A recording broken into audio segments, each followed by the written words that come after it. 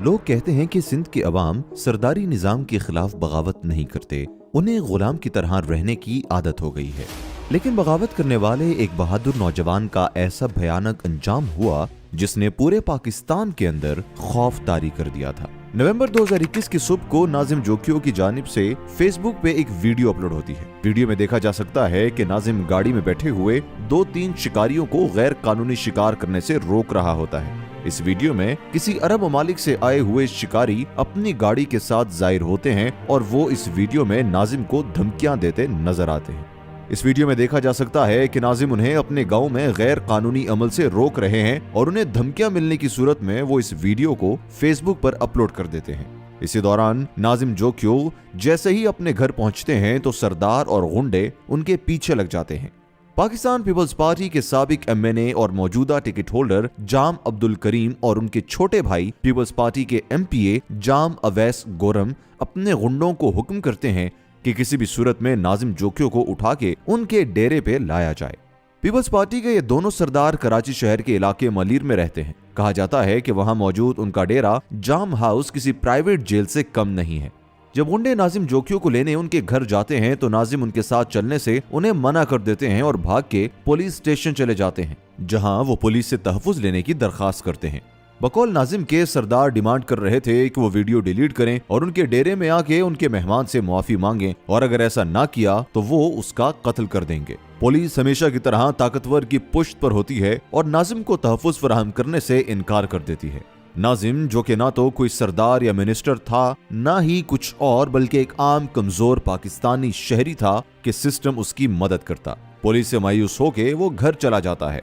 अब नाजिम के पास सिर्फ एक ही उम्मीद थी और वो थी पाकिस्तानी कौम। वो वापसी से एक वीडियो जारी करते हैं जिसमें वो बताते हैं कि सरदार और कई बाअसर लोग उन्हें जान से मारने की धमकियां दे रहे हैं। नाजिम ने लोगों को बताया कि अगर उन्हें कुछ हो जाए तो उसके जिम्मेदार यही सरदार होंगे।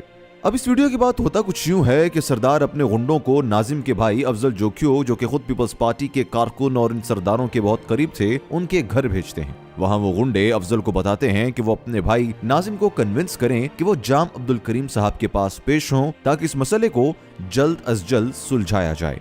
कहा जाता है कि अफजल जोकियो अपने नंबर बढ़ाने के चक्करों में रात को अपने भाई के घर की दीवार से कूदकर उनको नींद से उठाकर उन्हें जाम साहब के पास ले चलते हैं। अफजल अपने भाई को यकीन दिलाते हैं कि उनके इन सरदारों के साथ बहुत करीबी ताल्लुकात हैं और वो इस मामले को सुलझा देंगे। अब नाजिम जहन बना चुके थे कि उन्हें अपने भाई के साथ जाना होगा, इसीलिए वो रात के इस टाइम अपने कमरे में जाके एक और वीडियो बनाते हैं जिसमें वो इस बात का खदशा जाहिर करते हैं कि उन्हें इन सरदारों के पास ले जाया जा रहा है और अगर उन्हें कुछ होता है तो उसके जिम्मेदार यही सरदार होंगे। फिर रात देर घर से निकलने से पहले वो एक वॉइस नोट भी अपने वकील को भेजते हैं जिसमें जाम करीम और जाम अवैस का नाम लेके वो बताते हैं कि ये दोनों सरदार उन्हें कत्ल कर सकते हैं। इस वॉइस नोट में वो बताते हैं कि जाम साहब बहुत गुस्से में हैं, अगर मुझे कुछ हो जाए तो तुम मेरे लिए आवाज जरूर उठाना। बहरहाल इस सब के बाद नाजिम अपने भाई और सरदार के गुंडों के साथ जाम हाउस मलीर में चले जाते हैं। अब वहाँ पहुँच के क्या होता है ये बात खुद नाजिम के भाई अफजल बयान करते हैं। बकौल अफजल जोकियो के कि जाम करीम अफजल को कहते हैं कि तुम वापस घर चले जाओ और मैं सुबह तुम्हारे भाई को घर भेजूंगा। अफजल कहते हैं कि जाम को इस बात पर गुस्सा आ रहा था कि नाजिम अपनी उस हरकत पर मुआफी नहीं मांग रहा और वो सिर्फ इसके मुंह से मुआफी मंगवाना चाहता था। जाम करीम की यकीन दहानी पर जब अफजल वापस जाना शुरू करता है तो उसका भाई नाजिम गिड़गिड़ा कर कह रहा है, भाई मुझे भी साथ लेकर चलो, मेरी बेटी मेरे बगैर नहीं सोती, प्लीज भाई मुझे भी अपने साथ ले चलो। ये वो अल्फाज हैं कि किसी भी इंसान के दिल में रहम डाल दें, पर यहाँ पर नाजिम इंसानों में नहीं बल्कि खूनखार भेड़ियों में फंसा हुआ था। बहरहाल अफजल वहां से चला जाता है। फिर जाम अब्दुल करीम और जाम अब्दुल अवैस नाजिम को अपनी नीली जेल में बांध कर रख देते हैं और फिर वहां शुरू हुआ जाता है दिल दहला देने वाला टॉर्चर। बकौल एक सहाफी इम्तियाज चांडियो के, एक तरफ अब्दुल करीम नाजिम को बेदर्दी से टॉर्चर कर रहे थे और दूसरी तरफ उसका भाई जाम अवैस वहां बैठे अपने फोन पे पबजी गेम खेल रहा था। पुलिस की तफ्तीश में यह भी साबित हुआ कि वो पबजी गेम के बारे में शौकीन थे। बकौल रिपोर्ट्स के नाजिम को सारी रात इस कदर खतरनाक तशद्दुद का निशाना बनाया गया कि हैवानियत तक रहम खा ले। उनका जिस्म निशानात से भरा हुआ था। ये दोनों भाई नशे में धुन होकर नाजिम को तब तक मारते रहते हैं जब तक इन्हें इनके नौकर आकर बताते हैं कि नाजिम अब दम तोड़ चुका है। इन दोनों भाइयों को ये मालूम था क्योंकि ये MNA और MPA हैं तो पूरी हुकूमत इनकी पुश्त पर खड़ी होगी। सुबह ये दोनों नाजिम के भाई अफजल को इन्फॉर्म करते हैं कि आके वो अपने भाई की लाश ले जाए। अब यहाँ पर अफजल को लेके दो बातें हैं, या तो वो बहुत मजबूर था और अपने भाई के लिए कुछ कर ना सका, या फिर उसने इस पूरे इंसिडेंट में अपने लिए अपॉर्चुनिटी देखी, क्योंकि आगे चलकर उसने जिस तरह इस केस को खराब किया है अपने बयानात के जरिए, उससे उसका किरदार मशकूक हो जाता है। अफजल सुबह वहां पहुंच के अपने भाई के जनाजे को लेके जिना हॉस्पिटल चला जाता है। नाजिम की मैयत जब जिना हॉस्पिटल पहुंचती है तो पोस्टमार्टम रिपोर्ट के बाद पता चलता है कि उसके जिस्म पर 2000 से ज्यादा जख्म थे और वो ऐसे गहरे थे कि जो किसी तेज धार हथियार से दिए गए। जिस्म पर काले निशानात समेत दाग धब्बे, और इन सबसे बड़ी हैरत और अफसोसनाक वाली बात सामने आती है वो ये कि नाजिम जोखियों के नाजुक आज़ा को भी मसला हुआ था। जाम अवैस और जाम करीम को ये लगता था कि शायद ये मामला यहीं दब जाएगा, लेकिन फिर हुआ यूं कि PTI के लीडर हलीम आदिल शेख तक ये बात पहुंचती है और पूरी मीडिया पे हाइप क्रिएट कर दी जाती है। नाजिम जोखियों की अपलोडेड वीडियोस वापस से वायरल होना शुरू हो जाती हैं, मुल्क में शोर उठना शुरू हो जाता है और सिंध हुकूमत पर सख्त तनकीद होने लगती है। अब जाम अवैस और जाम अब्दुल करीम को एहसास होता है कि सिंध गवर्नमेंट इस आग से बचने के लिए उन्हें पकड़ने की कोशिश करेगी। ये दोनों भाई अपना घर छोड़कर सूबा बलूचिस्तान भाग जाते हैं और वहां जाके इस कहानी में एक नए किरदार के घर पनाह लेते हैं। बलूचिस्तान से किरदार कोई और नहीं बल्कि इंसानी हुकूक के चैंपियन अख्तर मेंगल होते हैं। ये दोनों भाई रिश्ते में उनके भांजे लगते हैं। अख्तर मेंगल जो कि एक तरफ इल्जाम लगा रहे होते हैं कि रियासत इंसानी हुकूक पामाल कर रही है और दूसरी तरफ खुद रियासत के इन दो मुजरिमों को अपनी पूरी ताकत लगाकर तहफ्फुज फराहम करते हैं। अख्तर मेंगल अपने भांजों को क्वेटा या इस्लामाबाद से दुबई रवाना कर देते हैं।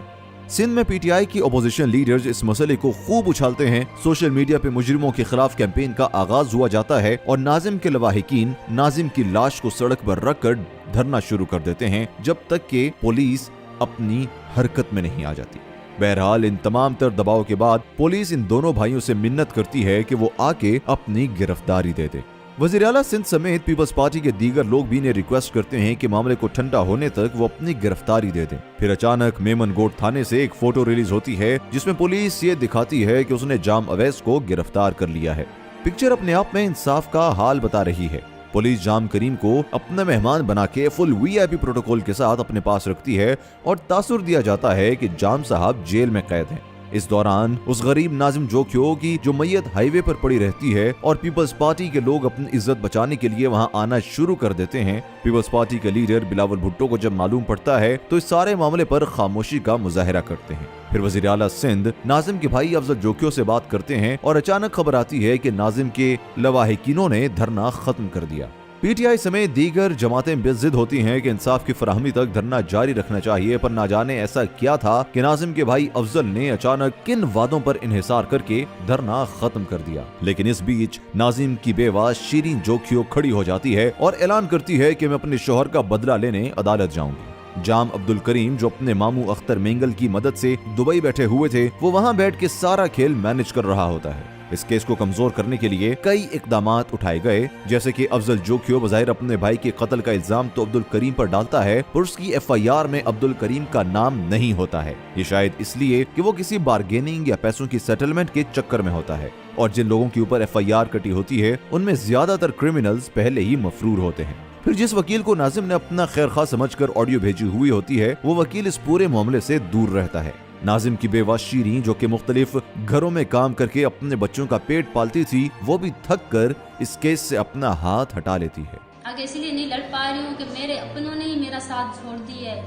मेरे जो अपने हैं, मेरे जिस वक्त से मैं गुजर रही हूँ। अफजल जोखियों के बदलते बयानात की वजह से केस उलझकर उड़ जाता है। पुलिस जाम अवैस को बाइज्जत तरीके से रिलीज कर देती है और जाम करीम दुबई से वापस आकर पीपल्स पार्टी की तरफ से इलेक्शन लड़ते हैं और जीत भी जाते हैं।